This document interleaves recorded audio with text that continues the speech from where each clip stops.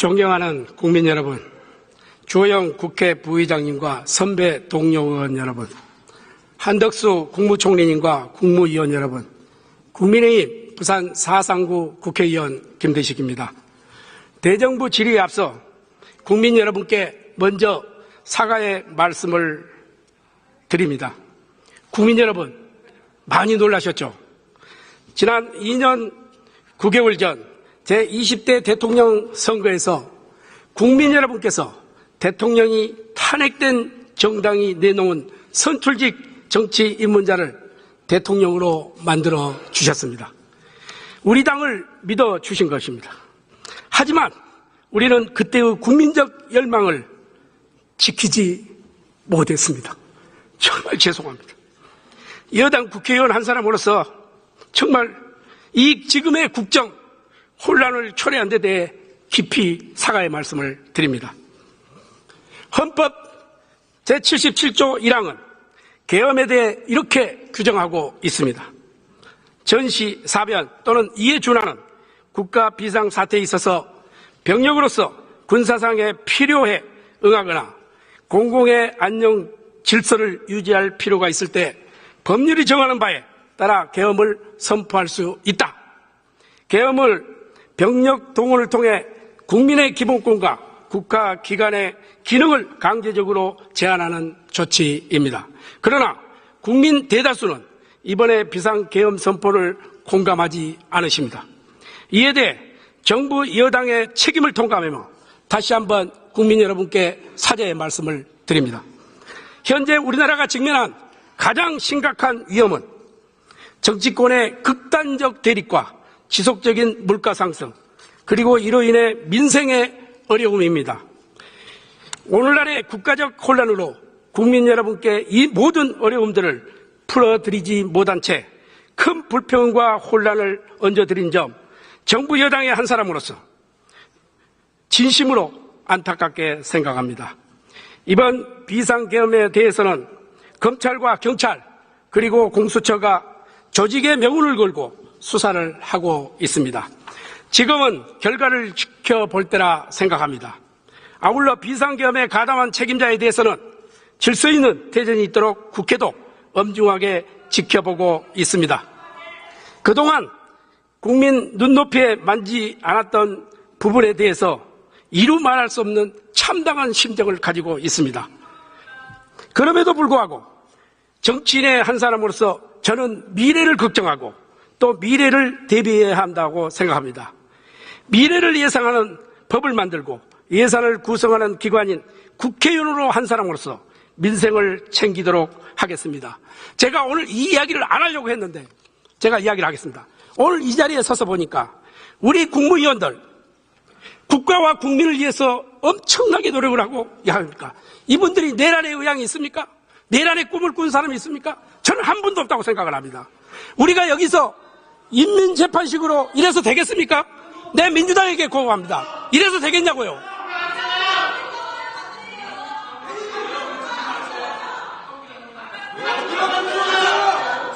김영만요, 조용히 하세요. 내 이야기 들으세요. 저는 우리 국무위원들, 우리 공직자들, 100만의 공직자들을 믿습니다. 우리 지켜줄 것이라고 생각합니다. 인민재판이 아니라니까요, 여기가. 김동완 의원, 조용히 하세요, 좀. 내 이야기 있어요. 자, 제 이야기 하겠습니다. 그럼에도 불구하고. 자, 우리 총리님, 좀 모시겠습니다.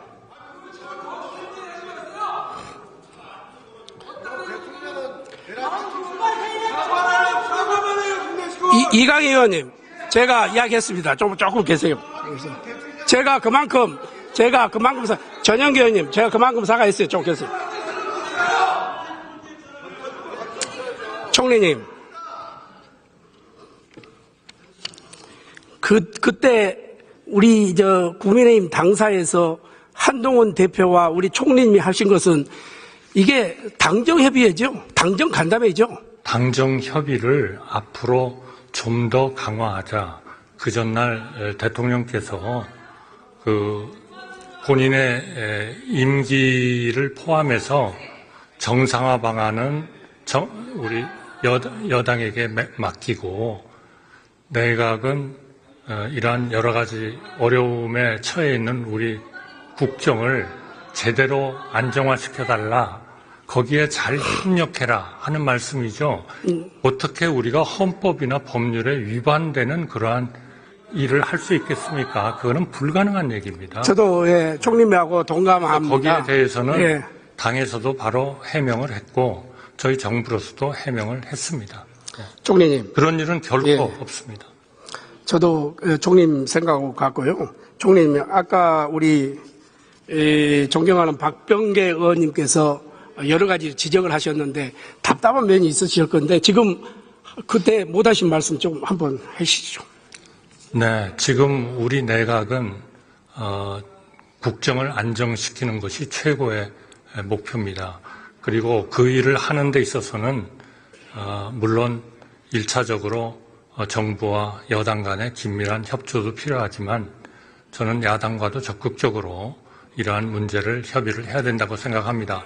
여러 가지 정치적인 어려움이 있는 것은 잘 알지만 그래도 우리의 국가가 이제까지의 발전된 상황을 지속하지 않으면 굉장히 어려움에 처할 수 있다. 그래서 저희는 적극적으로 우리 여당과 야당이 협력해 가면서 정부하고 같이 이러한 문제를 해결해 나가는 그런 일종의 협의 제도라 할까요? 협의체 같은 거에 적극적으로 참여할 그런 계획으로 있습니다.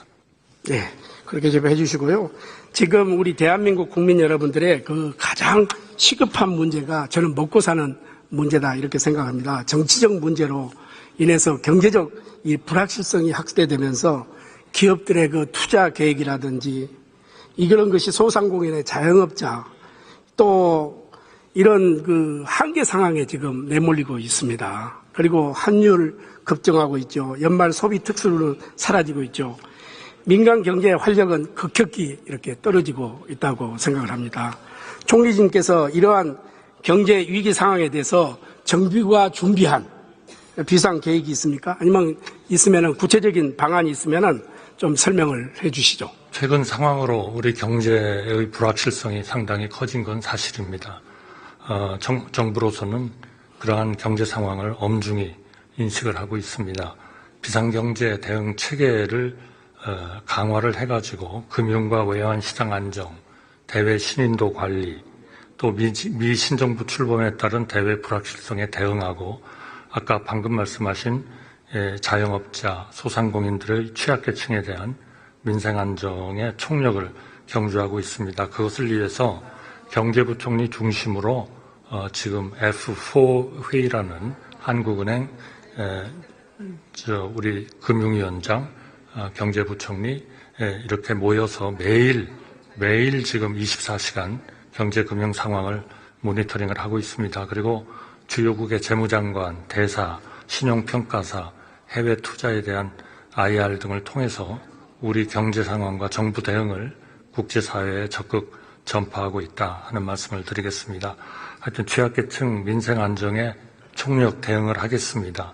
지난주에 발표한 소상공인 맞춤형 지원 강화 방안을 충실히 이행하고 은행권에서 검토 중인 금융 지원 방안도 연내 마련하도록 하겠습니다. 또 서민, 청년, 저소득 근로자, 중고령층 등 취약계층을 위한 맞춤형 지원 방안도 곧 마련하겠습니다.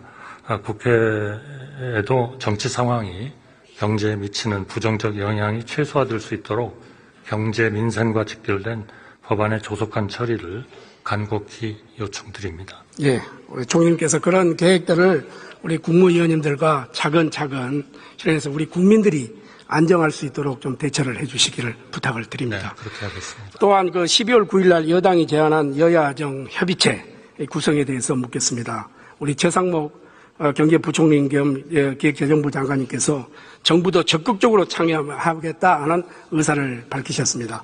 총리님께서도 전 정부에 이러한 성격의 협의체를 적극 참여하도록 동의하실 의사가 있으시죠? 네, 그런 안을 제의해 주신 것에 대해서 감사드리고요. 예. 정부로서도 모든 부처와 분야에서 그러한 점검 협의체가 가동되도록 그렇게 하겠습니다. 예, 감사합니다. 지금의 그 여소야대 정국과 여론 지역에서는 야당의 정치적 협력 없이는 민생 문제를 해결할 수가 없습니다. 그래서 정부가 총력을 다해서 여야 정치권에 협력하는 모습은 국민에게 저는 큰 신뢰를 줄 것이다 이렇게 생각하고 모든 정부 부처에 정당을 가리지 말고 도울 수 있을 것을 최대한 돕고 독려해 줄 것을 당부드립니다. 그렇게 하시겠죠? 네, 예. 그렇게 하도록 하겠습니다. 총리님, 12월 8일 날 총리님께서 공동 대국민 담화 발표를 통해서 국정의 한치의 공백도 있어서는 안 된다. 이거 아주 지당하신 말씀이라고 생각을 합니다. 본 의원은 총리님 말씀에 동의를 하고 국정 공백은 곧 민생의 공백이며 민생 공백은 국가적 불안을 가중시킬 뿐입니다. 민생 안정과 함께 외교, 안보, 불안을 해소하는 일, 국가를 책임지는 최고 의사 결정권자라서 반드시 해결해야 할 최우선 과제라 생각합니다. 지금 국회를 비롯한 대한민국의 정치적 갈등은 단순히 정치권 내부 문제를 넘어서 이 국민의 삶과 직결된 민생 문제를 방치하고 있습니다. 이런 점에서 매우 심각합니다. 여야가 서로 입장을 고수하면서 합의를 이루지 못한 사이 국회의 기능은 마비되고 국민의 신뢰는 추락하고 있습니다. 민생 문제는 어떠한 경우에도 예면되지 않습니다. 지금 민주당에게 저는 묻고 싶습니다. 지금 의회 독재가 좀 심화되고 있어요. 네? 헌정사상 초유의 단독 예산 처리, 특갈비 전액 삭감. 이래야 되겠습니까? 이래 되겠냐고. 이거 이 국가하고 이거 관계 있어요. 민주당은 집권할 생각 없습니까? 평생 야당할 겁니까? 저는 그래서 민생 문제는 어떠한 경우에도 예면돼서 한다. 자, 총리님께서 현재 실질적 내가 저쪽에서 지켜보니까 우리 조계원 의원님은 그렇게 목이 아픈데 물 한 잔 드시고 오세요. 현재 실조 행정부를 이끌고 계십니다. 제가 김동아 의원 제가 이야기할게요. 향후 여야간 협치하자는 겁니다. 협치하고 통합하고 국민을 섬기는 정치하자는 거예요. 그러니까 좀 조용히. 그러면은 대정부 질문 때 하세요. 좀 계시라고. 의장님, 좀 조용히 좀 시켜주세요. 곧 마무리됩니다. 조금만 좀 참아주십시오. 자, 의원님, 발언하십시오. 총리님, 여야 협의를 통해서 국회 운영을 타협하고 합리적 조정을 뿌리를 내려야 된다. 저는 이렇게 생각합니다. 저는 국회에 입성할 때부터 여야에 우리가 국가와 국민을 위해서 일을 하는데 여기서 여가 없고 야가 없다고 생각합니다. 다 국가와 국민을 위해서 하는 겁니다. 그래서 우리 총리님께서 그러한 점을 충분히 인식하시고 정말 여야 이걸 초월해서 국정의 이 어려운 시기에 우리 국민들이 안정할 수 있도록 좀 총리님께서 굳굳하게 신념을 가지고 우리 국민의원들과 잘 입장을 정리해 주시면 고맙겠습니다. 네, 반드시 그렇게 이룰 수 있도록 노력하겠습니다. 우리 야당 의원님들이 소리를 지른 바람에 반도 못하고 왔습니다. 예, 좋습니다. 반도 못했어요, 반도. 지금 할 일은,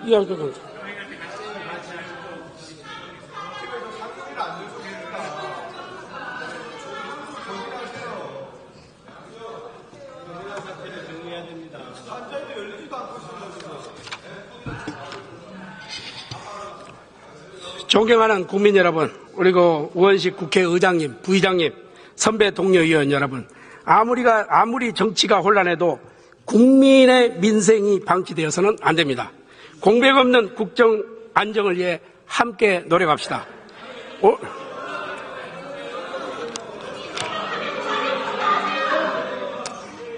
우리 가슴에 이 달고 있는 이 배지는 영광이나 자랑의 오직 민생, 경제와 국가 안전 문제를 전념하는 국민의 명령인 것을 우리는 똑똑히 기억해야 됩니다.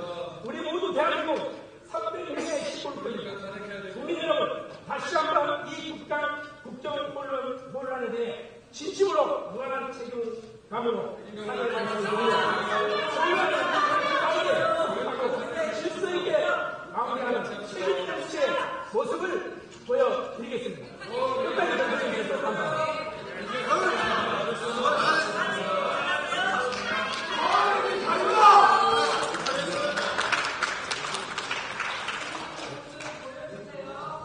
김대식 의원 수고하셨습니다. 다음은 경기 남양주 출신의